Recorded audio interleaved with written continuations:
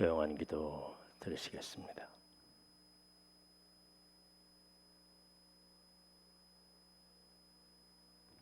오늘 우리에게 주시는 말씀은 사사기 8장 22절부터 35절 말씀까지입니다.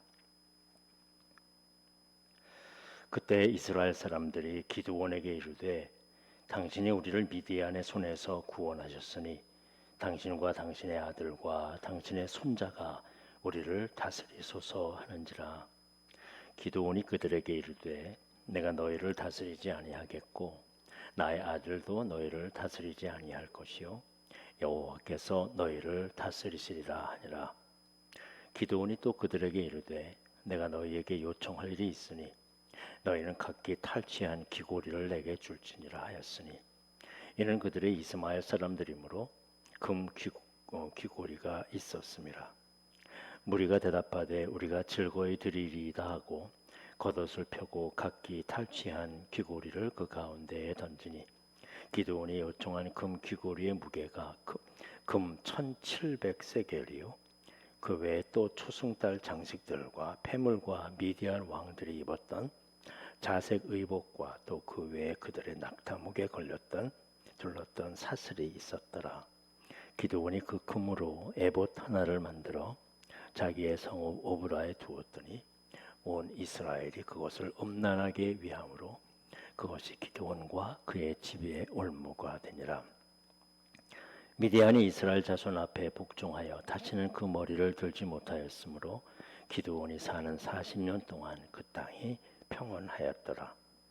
요아스의 아들 여룻바알이 돌아가서 자기 집에 거주하였는데 기드온의 아내가 많으므로 그의 몸에서 나온 아들이 70명이었고 세겜에 있는 그의 첩도 아들을 낳았으므로 그 이름을 아비멜렉이라 하였더라.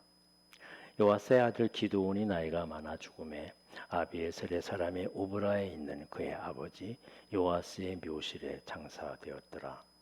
기드온이 이미 죽음에 이스라엘 자손이 돌아서서 바알들을 따라가 음행하였으며 또 바알 브릿을 자기들의 신으로 삼고 이스라엘 자손이 주위의 모든 원수들의 손에서 자기들을 건져내신 여호와 자기들의 하나님을 기억하지 아니하며 또 여룻바알이라 하는 기드온이 이스라엘에게 베푼 모든 은혜를 따라 그의 집을 후대하지도 아니하였더라.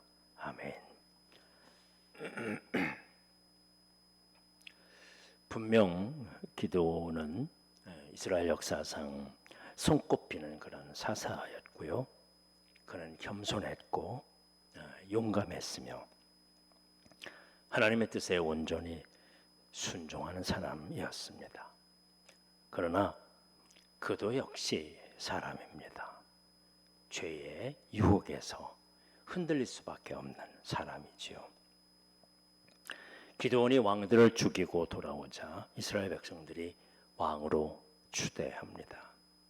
이전까지는 어떤 사사나 왕의 자리도 제한받지 않았습니다. 그런데 기드온을 보니까 이제 저 사람 같으면 우리의 왕이 될 수 있을 것 같다. 저 사람 같으면 우리의 모든 그런 어려움들을 이겨낼 수 있을 것 같다. 라는 그런 외적인 모습, 그런 모습, 배신자들을 숙청하고 적국의 왕들을 죽이고 전리품을 탈취해 백성들에게 나누어주는 강력한 그런 지도자. 우리나라도 지금 오래 남았는데도 불구하고 내년 대선 분위기가 전국적으로 흐르고 있는데요. 여전히 국민들은 어디서나 마찬가지입니다. 어느 나라나 마찬가지 강력한 왕이에요. 그래서 백성들을 이끌고 경제를 살리고 외국을 다 죽이고 외국에 있는 모든 것들을 다 물리치고 오직 우리만 잘 살게 하고 편안하게 살게 하고 넉넉하게 이상적인 그런 나라를 되게 할 수 있도록 그런 강력한 왕을 지도자를 원합니다. 지금 전후에 민주주의가 우세하는 것처럼 그렇게 여겨졌는데요. 지금 코로나 시대도 그렇고 경제 시대도 그렇고 뭐 여러 가지 많은 그런 시대 속에서 이제는 강력한 그런 군주 지도자가 나와야 되겠다라는 그런 것들이 모든 나라에 팽배해 있습니다. 그래서 국민들의 의사보다는 어떤 강력한 지도자의 지도력을 따라서 나아가야 된다. 우리도 여전히 마찬가지 아니겠습니까? 좀 더 강력한 지도자가 나와서 휘둘리지 않고 정말 국민들을 위해서 일했으면 좋겠다라는 생각들 모두가 다 가지고 있는데요. 사실은 참 위험한 생각입니다. 사람은 다 거기가 거기거든요. 지도자가 잘해야 되는 것만은 당연하지만 그러나 백성들 하나하나가 바른 믿음과 바른 생각을 가지고 살아야 이 나라가 행복한 나라가 된다는 거 우리 결코 잊지 말아야 할 것입니다. 이렇게 당신의 아들과 당신의 손자까지 우리의 지도자가 되소서. 이건 왕권이죠. 왕이 되게 해달라. 다른 나라처럼 왕권이 되게 해달라. 그래야 이 땅이 편리하겠다라는 것입니다. 그러나 그것을 기드온은 거부합니다. 당연하게 겸손한 반응이죠. 그러나 기드온이 그것으로 끝났으면 좋겠는데 여전히 그도 그런 유혹을 받는 거죠.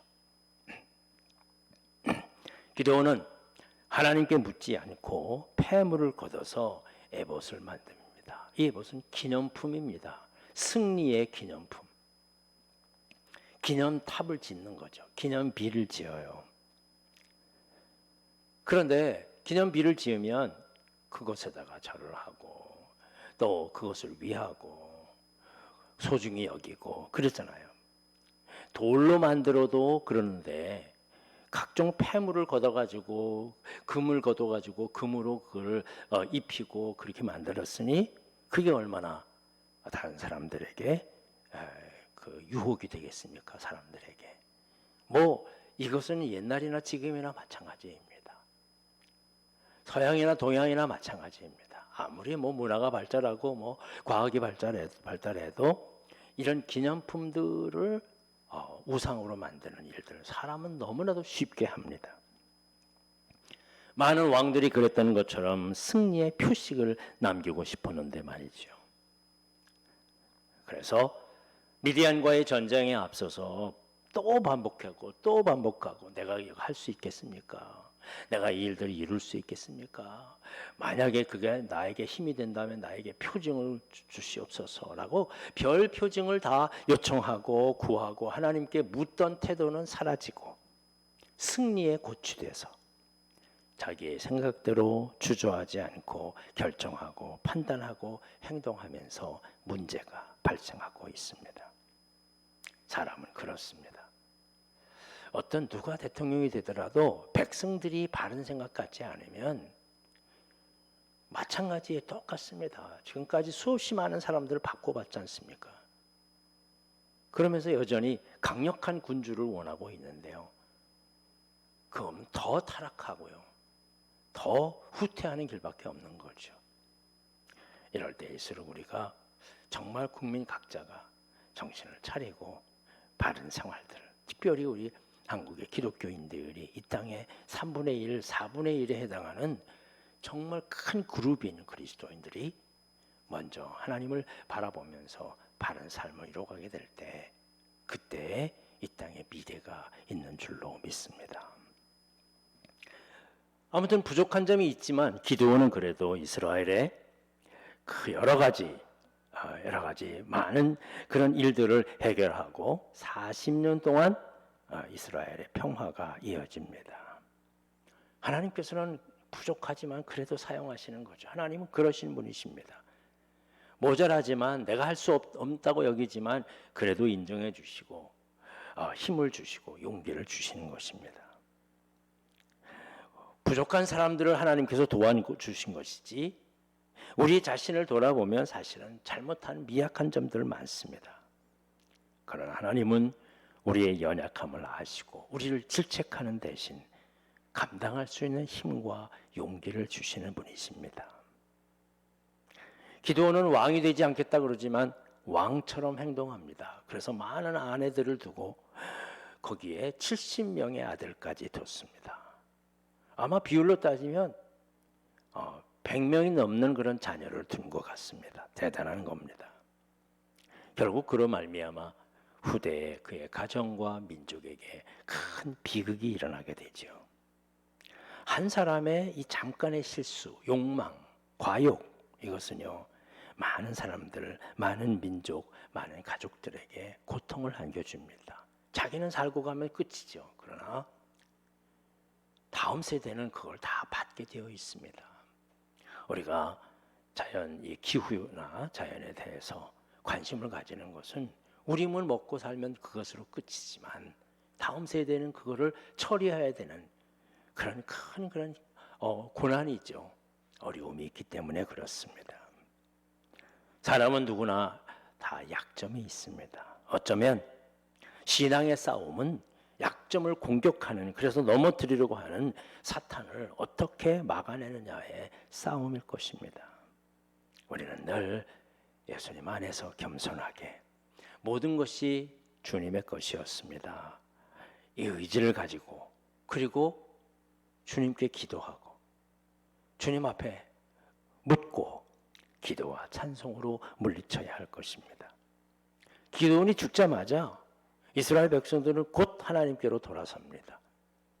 즉 이 기도원이 사실은 이후도 생각하면서 다 하나님의 말씀대로 돌이켜 나가야 될 텐데 자기가 있을 때 편안하니까 그냥 마음대로 사는 거죠. 곧 음란하게 우상을 섬기고 하나님을 기억하지도 않고 위대한 기도원을 본받지도 않았습니다. 기억하지도. 기도원을 기억한다는 말은 그의 겸손과 그의 능력과 하나님이 어떻게 함께 하셨는지, 우리가 요즘 시대에는 너무 과거를 돌아보지 않습니다. 이전에 하나님께서 어떻게 역사하셨는지, 이전에 하나님께서 우리 선조들을 어떻게 위하셨고 또 그들이 어떻게 순교했고 그들이 어떻게 이 고난을 이겨나갔는지 점점 잊어버려요. 관심을 갖지 않아요. 지금 현재의 생활이 너무나도 소중하니까요. 그러나 과거의 역사는 내일의 교훈 아닙니까? 반드시 반복되고 또 지켜야 할. 그래서 역사를 잊은 민족은 미래가 없다고 그랬습니다. 역사를 잊은 신앙인도 미래가 없습니다. 오늘이 중요한 것처럼 과거를 기억하면서, 그래서 말씀이 중요한 거예요. 그 말씀을 읽고 그 말씀과 함께 살아가야 할 것입니다.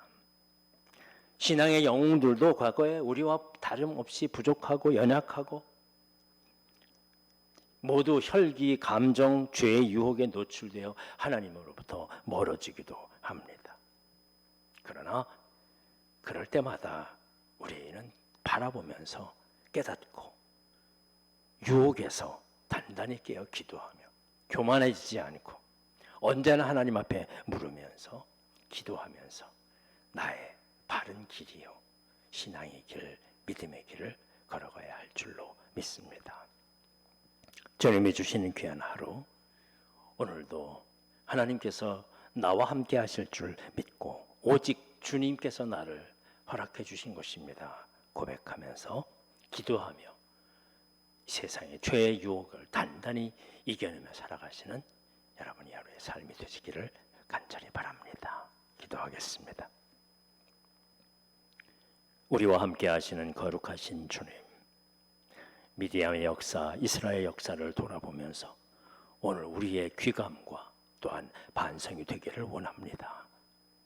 하나님이 어떻게 함께 하셨으며 하나님의 뜻이 무엇이며 또한 하나님께서 어떻게 기록하기를 원하셨는지 우리 다시 한번 돌아보면서 똑같은 실수 반복할 수밖에 없는 연약한 우리들이지만 우리가 좀 더 하나님을 바라보며 하나님 앞에 묻고 간구하며 기도하면서 바른 삶을 이루어가게 하여 주시옵소서.